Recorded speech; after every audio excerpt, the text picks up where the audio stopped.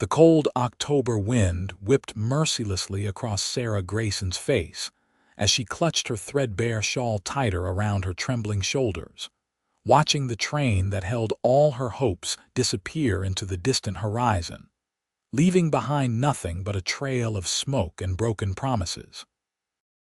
The year was 1875, and the small town of Red Rock, Arizona Territory, wasn't known for its kindness to strangers, especially not to abandoned women with nothing but the ragged clothes on their backs and a small carpet bag containing all that remained of their former lives. Sarah had been promised a new beginning by Edward Whitman, a man whose sweet words had turned as bitter as the dust that now coated her tear-stained face. He had convinced her to leave behind her position as a governess in Philadelphia, travel west with him, and become his bride. Instead, he had left her standing on the wooden platform of a frontier town, while he continued onward with another woman, a blonde beauty in a fine silk dress who had boarded the train 3 stops earlier. "Miss, platform's closing." "You can't stay here all night," called the station master, a gray-haired man with kind eyes that couldn't quite hide his pity. "I have nowhere to go," Sarah whispered, her voice catching on the lump in her throat. The station master frowned, scratching his beard. "Town's got a boarding house run by Widow Jenkins. It ain't fancy, but it's clean, 'bout half a mile down the main street." Sarah glanced down at her torn dress and worn boots. The little money she had carried was gone, pickpocketed somewhere between St. Louis and Denver. "I'm afraid I can't afford a room." The man sighed, looking uncomfortable. "Well, then I reckon the church might take you in for the night. Pastor Miller's wife is a charitable sort." With a nod of thanks, Sarah picked up her small bag and stepped off the platform into the growing darkness. Red Rock was smaller than she had imagined, one main street lined with wooden buildings, a saloon that seemed to be the center of the town's activity, and scattered homes beyond. Lanterns glowed in windows, and the smell of cooking suppers made her empty stomach clench painfully. The church was a modest white building at the edge of town. As she approached, Sarah could see that the windows were dark. A small sign on the door indicated that Pastor Miller and his wife were away visiting a sick relative in Tucson and wouldn't return for another week. Despair washed over her like a cold rain. With nowhere else to turn, she sank onto the church steps, buried her face in her hands, and let the tears flow freely. "Madam, are you all right?" The deep voice startled Sarah from her misery. She looked up to see a tall figure silhouetted against the darkening sky. As he stepped closer, the last rays of sunset illuminated his features, a strong jaw darkened with stubble, eyes the color of a summer storm, and a weathered Stetson pulled low over his brow. He wore the practical clothes of a working cowboy, denim pants tucked into well-worn boots, a simple cotton shirt, and a leather vest. A revolver hung at his hip, but it was the gentleness in his expression that caught her attention. I'm fine," she lied, hastily wiping away her tears. The cowboy tilted his head, clearly not believing her. "Name's Yates Jackson. I work at the Silver Spur Ranch outside of town." He gestured to the church. "If you're looking for the pastor, he's gone to Tucson." "So I've discovered," Sarah replied, unable to keep the tremble from her voice. Yates studied her for a long moment. "You got a place to stay tonight?" The question was asked with such straightforward concern that Sarah couldn't find it in herself to lie again. "No, I was left behind, the man I traveled with." She faltered, shame coloring her cheeks. Understanding dawned in Yates's eyes. It wasn't an uncommon story in these parts. Women lured west with promises of marriage, only to be abandoned when their companions found something or someone better. "There's a decent boarding house." "I have no money," Sarah interrupted, her pride crumbling under the weight of her circumstances. Yates removed his hat, running a hand through his dark hair as he considered the situation. "My sister Abigail runs a small dressmaking shop. She lives above it and could use some help. It's not much, but she's got a spare room and a kind heart." The unexpected offer of assistance brought fresh tears to Sarah's eyes. "Why would you help me? You don't know me." A small smile crossed his face. "Out here, Miss Grayson. Sarah Grayson." "Out here, Miss Grayson, folks help each other. It's how we survive." He extended his hand. "Now, if you'll allow me, I'll escort you to Abigail's place. It's getting dark, and Red Rock ain't always the safest after sunset." Sarah hesitated only briefly before accepting his hand and rising to her feet. As they walked through the town, Yates kept a respectful distance, but his presence beside her was a comfort she hadn't expected to find in this strange and desolate place. Abigail Jackson proved to be as kind as her brother had suggested. A petite woman with the same storm-gray eyes as Yates, she welcomed Sarah without question, ushering her into the warmth of her small apartment above the shop. "You poor thing, you must be starving," Abigail exclaimed, setting a bowl of stew before Sarah. "Eat up while I prepare the spare room." As Sarah ate the hearty meal, Yates leaned against the doorframe, hat in hand. "I'll be heading back to the ranch then. Got an early start tomorrow." "Thank you," Sarah said softly, "for your kindness." Yates nodded, a hint of a smile touching his lips. "I'll check in on you both soon." With a tip of his hat to his sister, he was gone, his boot steps fading down the wooden stairs. That night, as Sarah lay in a clean bed wearing a borrowed nightgown, she stared at the unfamiliar ceiling and wondered what fate had in store for her now. The cowboy's kindness had been unexpected, a small light in the darkness of her despair. Little did she know that this chance encounter would change the course of her life forever. The following days brought a new routine for Sarah. Abigail, grateful for the company and assistance, taught her the basics of dressmaking. Though Sarah's stitches were initially clumsy, she learned quickly, and soon she was helping with simpler garments while Abigail handled the more complex orders from Red Rock's wealthier residents. "You've got a good eye for color," Abigail commented one afternoon as Sarah matched fabrics for a young bride's trousseau. "Much better than mine. I tend to be too practical." Sarah smiled, running her fingers over a piece of pale blue silk.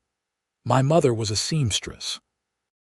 I used to watch her work, though I never learned properly." "Well, you're learning now," Abigail replied cheerfully. "And you're a natural." The bell above the shop door jingled, and both women looked up to see Yates entering, removing his hat as he crossed the threshold. He had visited several times since that first night, always bringing small gifts, fresh eggs from the ranch, a jar of honey, once even a book of poetry that he'd found in the ranch house library. "Afternoon, ladies," he greeted them, his eyes lingering on Sarah for a moment longer than necessary. "Brought you some apples from the orchard at the edge of the Silver Spur. Cook says they're the best this season." Abigail accepted the basket with a knowing smile. "How thoughtful of you to ride all the way into town just to deliver apples." Yates cleared his throat, a faint color rising to his tanned cheeks. "Had business at the mercantile anyway." "Of course you did," Abigail replied, her tone teasing. "Sarah, why don't you show Yates the new display window while I put these away?" Left alone with the cowboy, Sarah felt a flutter of nervousness. Over the past weeks, she had come to look forward to his visits, to the sound of his deep voice as he recounted tales of life on the ranch, to the respectful way he treated her despite the circumstances of their first meeting. "The window looks nice," Yates commented, studying the arrangement of fabrics and a half-finished dress displayed on a form. "Though I admit I don't know much about ladies' fashions." Sarah laughed softly. "Neither did I until recently. Your sister is a patient teacher. She speaks highly of you." His eyes met hers. Says you're a quick study and good company. She's been very kind to me, you both have. Sarah's voice softened. I don't know what I would have done if you hadn't found me that night. Yates shifted his weight, hat still in hand. I've been meaning to ask. Do you have family somewhere? Anyone who might be worried about you? Sarah shook her head. My parents died 2 years ago. I was working as a governess in Philadelphia when I met. She hesitated, still finding it difficult to speak of Edward's betrayal. The man who left you, Yates finished for her. Yes.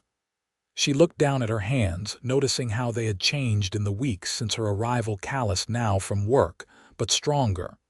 He promised me marriage, a home of my own. I was foolish enough to believe him. Trusting someone isn't foolish, Yates said quietly. Breaking that trust is. Their eyes met again, and something passed between them, an understanding, a connection that went beyond words. The moment was broken by the return of Abigail, who carried a tray with coffee and slices of apple pie. I thought we might have a little treat, she announced, setting the tray on the counter. It's not every day my brother brings us fresh apples. As they enjoyed the impromptu meal, Sarah found herself studying Yates when he wasn't looking, the way his hands dwarfed the delicate china cup, the laugh lines at the corners of his eyes, the gentle way he teased his sister. He was nothing like Edward, whose polished manners had concealed a selfish heart. Yates Jackson was straightforward, honest, and kind without expectation of reward. When he finally departed, promising to return in a few days, Abigail turned to Sarah with a sly smile. My brother has never visited town this often in all the years I've lived here. Sarah felt heat rise to her cheeks. He's just being kind. Yates is kind to everyone, Abigail agreed, gathering the empty plates, but he doesn't look at everyone the way he looks at you. The autumn days grew shorter, and Red Rock prepared for winter. Sarah's skills improved to the point where she was now handling customers on her own, allowing Abigail to focus on the more intricate work. Word had spread about the talented new assistant at the dressmaker's shop, and business was better than ever. One crisp November afternoon, as Sarah was closing the shop, she looked up to see Yates tying his horse to the post outside. He wore his good jacket and had trimmed his beard, looking more polished than she had ever seen him. I was hoping to catch you, he said as he entered, removing his hat. I have a proposition for you. Sarah's heart skipped a beat. Oh, there's a harvest dance at the town hall tomorrow night. I thought. That is, I was wondering if you might like to accompany me. He spoke the words in a rush, as though afraid his courage might fail him. For a moment, Sarah was transported back to Philadelphia, to another man asking her to accompany him to a social event. But Yates wasn't Edward. In the weeks she had known him, he had shown himself to be a man of integrity, someone who kept his word. I would like that very much, she replied softly. His face broke into a smile that transformed his rugged features. I'll pick you up at 7 then. That evening, as Sarah confessed her acceptance of the invitation to Abigail, the dressmaker clapped her hands in delight. I knew it. I've been watching you two circle each other for weeks. She hurried to a rack of finished garments, and I have just the dress for you to wear. The dress was a simple but elegant creation of deep green wool, with delicate embroidery at the collar and cuffs. When Sarah tried it on, she hardly recognized the woman who looked back at her from the mirror. Gone was the bedraggled, hopeless figure who had arrived in Red Rock 2 months earlier. In her place stood a woman with color in her cheeks and light in her eyes. It's beautiful, Abigail, but I couldn't possibly— Nonsense, Abigail interrupted. Consider it payment for all your hard work. Besides, I want my brother to see what he's been too shy to claim. The night of the dance arrived clear and cold, with stars scattered like diamonds across the velvet sky. Yates arrived precisely at 7, his eyes widening appreciatively when Sarah descended the stairs in her new dress, her hair arranged in a simple but elegant style. "You look beautiful," he said simply. The town hall had been transformed with autumn decorations, dried corn husks, pumpkins, and colorful leaves adorned the walls, while lanterns cast a warm glow over the assembled townspeople. A small band played lively tunes and couples whirled around the wooden floor. For Sarah, who had known only the refined society of Philadelphia, the frontier dance was a revelation, boisterous, uninhibited, and joyful. Yates proved to be a surprisingly graceful dancer, guiding her through unfamiliar steps with a steady hand at her waist. "You're doing fine," he assured her when she apologized for stepping on his toes. "Just follow my lead." As the evening progressed, Sarah became aware of curious glances and whispered conversations. She realized that her presence on Yates Jackson's arm was causing quite a stir among the locals. "People are talking about us," she murmured as they paused for refreshments. Yates handed her a cup of punch. "Small towns run on gossip. They're just surprised to see me with the prettiest woman in the room." The compliment brought a blush to her cheeks.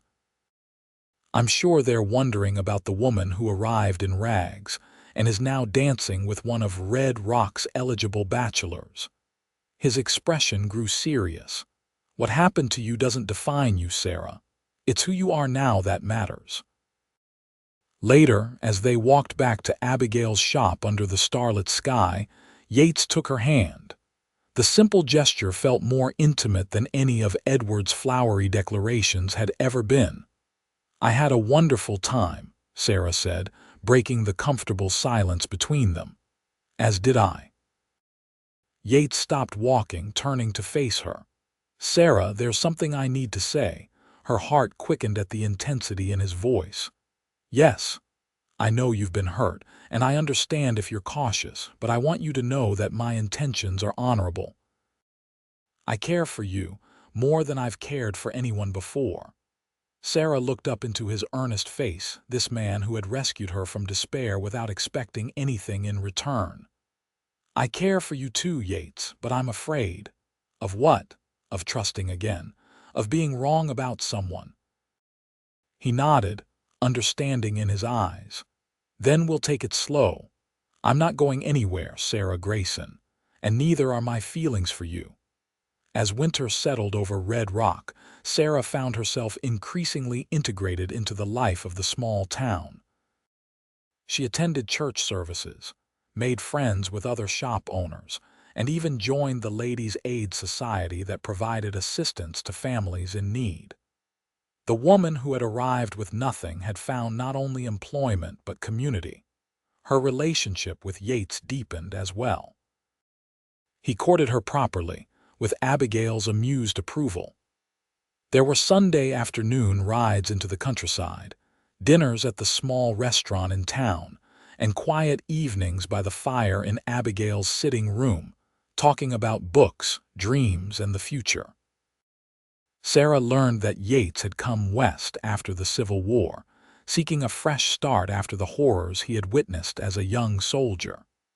He had worked his way up from ranch hand to foreman at the Silver Spur, saving his wages with the hope of someday owning land of his own. "There's a parcel for sale about 10 miles from town," he told her one evening in late December. "Good water, fertile soil, could be a fine homestead for the right family." The implication in his words was clear, but he didn't press her. True to his word, he was giving her time, allowing her to heal from the wounds of the past.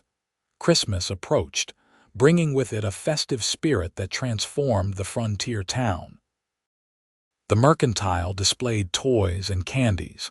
The saloon was decorated with evergreen boughs, and every home seemed to glow with extra warmth against the winter chill. On Christmas Eve, Yates arrived at the shop bearing gifts: a hand-carved wooden box for Abigail and for Sarah, a delicate silver locket. "It was my mother's," he explained as he fastened it around her neck. She made me promise to give it only to the woman I intended to marry. Sarah's fingers trembled as they touched the locket. Yates, I'm not asking yet, he said quickly, just letting you know where my heart stands. That night, after Abigail had retired, and the house was quiet except for the crackling of the fire, Sarah and Yates shared their first kiss, a gentle, questioning touch that deepened into something more profound, as Sarah responded with unexpected passion. When they finally drew apart, both were breathless. I love you, Sarah Grayson, Yates whispered. I think I have since the moment I found you on those church steps. Sarah's heart, so carefully guarded since Edward's betrayal, finally surrendered completely. I love you too. New Year brought heavy snow that isolated Red Rock for nearly a week. When the roads were finally cleared, Yates appeared at the shop, his face drawn with concern. I was worried about you, he said, pulling Sarah into an embrace that spoke of his relief. We managed just fine, she assured him. Abigail had plenty of supplies, and we had each other for company. As they stood together in the quiet shop, Sarah realized that the fear that had haunted her for so long, the fear of being abandoned, of being deemed unworthy, had finally released its grip on her heart. Yates Jackson was not Edward Whitman. He was a man whose actions matched his words, whose promises could be trusted. February brought warmer days and the first hints of spring. Business at the dressmaker's shop increased as women ordered new garments for the coming season. Sarah, now a full partner in the business, found herself busier than ever. One particularly hectic afternoon, as she was helping a customer select fabric for a wedding dress, the shop door opened to admit Yates. He nodded politely to the customer but remained by the door, an unusual tension in his posture. When the customer finally departed, Sarah turned to him with concern. Is something wrong? No, nothing's wrong. He removed his hat, twisting it nervously in his hands. I rode into town because I couldn't wait another day to speak with you. Sarah's heart began to race. About what? About us, about the future. He took a deep breath. I've purchased that land I told you about. The papers were signed yesterday. Yates, that's wonderful news, Sarah exclaimed. It's just land now, he continued, stepping closer. But with hard work and time, it could be a home.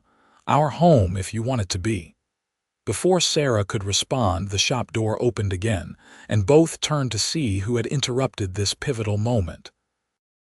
To Sarah's shock, Edward Whitman stood in the doorway, his expensive coat dusty from travel, his handsome face wearing an expression of practiced contrition. Sarah, my dear, he said smoothly, I've been searching for you for months. The world seemed to tilt beneath Sarah's feet. Edward.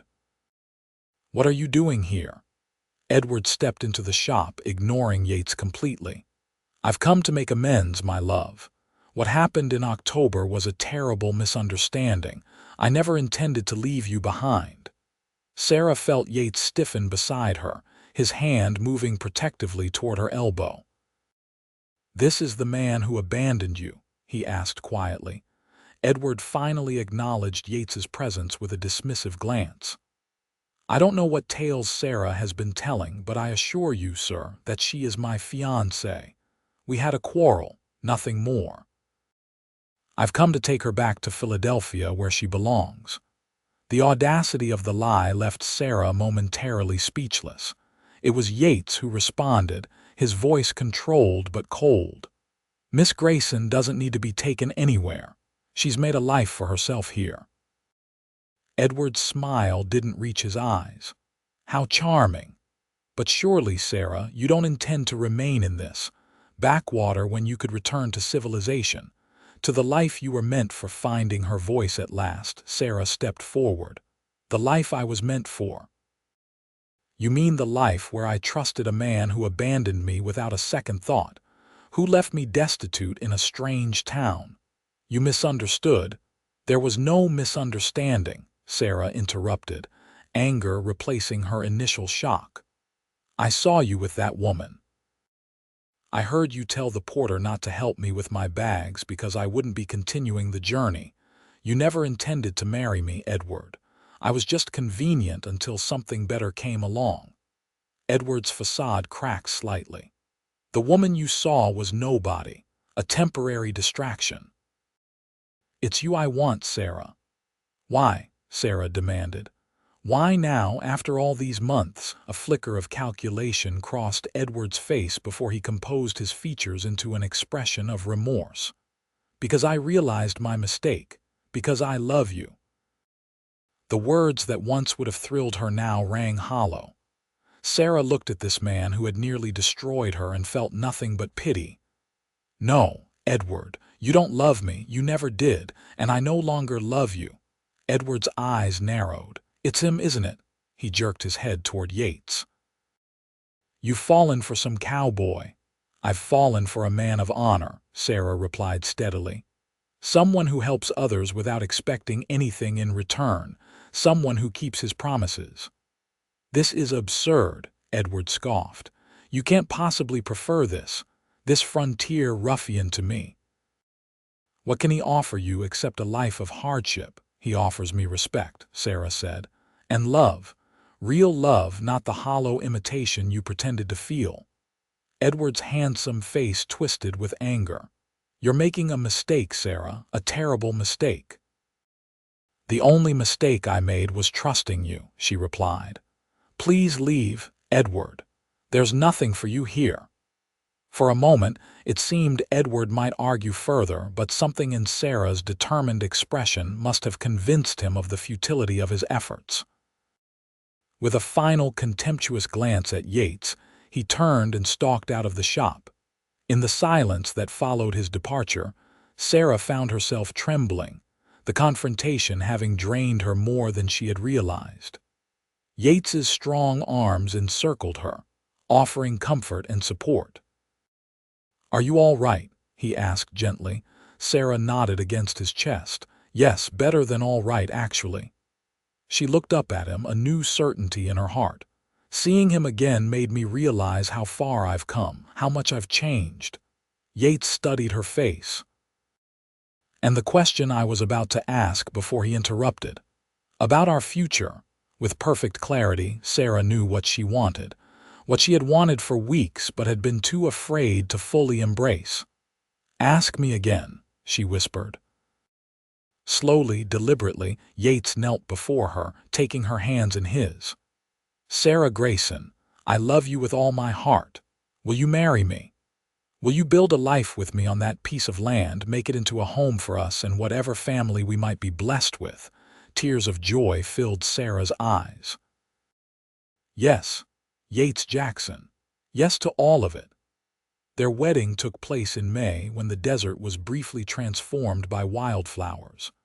The entire town of Red Rock turned out for the ceremony, held in the same church where Yates had first found Sarah on that fateful October night. Abigail, serving as maid of honor, beamed with pride as her brother and the woman who had become like a sister exchanged vows. "I, Yates, take you, Sarah, to be my lawfully wedded wife," he promised, his deep voice steady.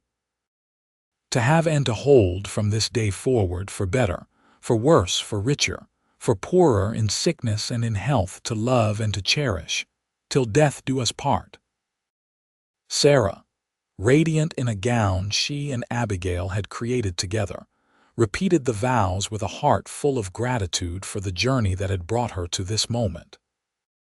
What had begun as tragedy, being abandoned at a train station in rags, had led her to true love, and a sense of belonging she had never known before. The reception was held in the town square, with trestle tables groaning under the weight of food contributed by every household in Red Rock. There was music and dancing until the stars appeared, and when Yates finally swept his bride away to begin their life together, the cheers of the townspeople followed them into the night. Their new home was simple but sturdy, a two-room cabin that Yates and his fellow ranch hands had built on the land he'd purchased. It sat on a gentle rise overlooking a creek, with mountains visible in the distance. Inside, it was furnished with a mix of practical pieces Yates had acquired, and special touches Sarah had added curtains she had sewn. A quilt Abigail had given them as a wedding gift, wildflowers in a jar on the table. "It's not much," Yates said as he carried her across the threshold. "But it's ours." Sarah looked around at the humble space that represented so much security, love, a future filled with possibility. "It's perfect." As they stood together in the doorway of their new home, watching the sunset paint the western sky in shades of gold and crimson, Sarah reflected on the strange twists of fate that had brought her to this moment. 6 months ago, she had been standing on a train platform in rags, abandoned and alone. Now she was Sarah Jackson, beloved wife, respected businesswoman, and valued member of a community. "What are you thinking about?" Yates asked, his arms encircling her waist. Sarah leaned back against his solid strength. "About how sometimes the worst moments of our lives can lead us to the best ones. If Edward hadn't left me behind that day, I never would have met you." Yates pressed a kiss to her temple. "Then I reckon I owe that scoundrel a debt of gratitude." Sarah turned in his arms, her eyes meeting his. "Do you know what I remember most clearly about that night? Not the cold or the fear, or even Edward's betrayal. I remember looking up from those church steps and seeing you standing there like some answer to a prayer I hadn't even known I was saying.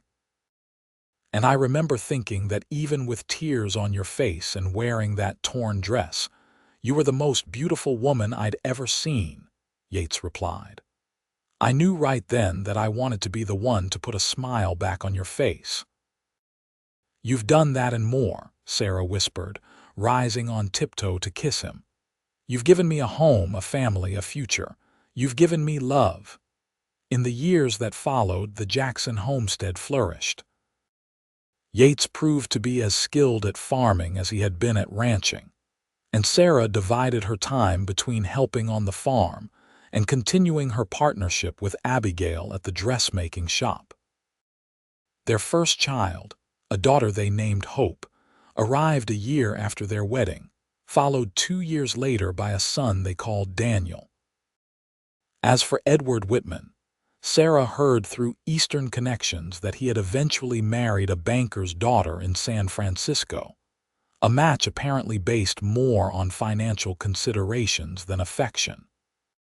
Sometimes, on quiet evenings when the children were asleep, and she sat with Yates on the porch of their now expanded home, Sarah would think about how differently her life might have turned out had Edward kept his promises.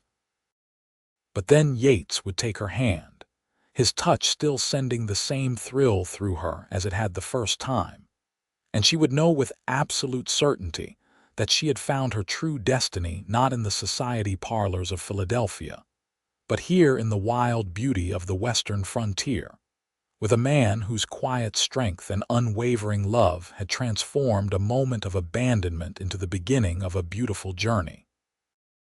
The woman who had once been left behind at a train station in rags had found not just survival, but triumph. And the cowboy who had knelt and asked for her hand had given her not just his name, but his heart, a gift more precious than all the riches in the world.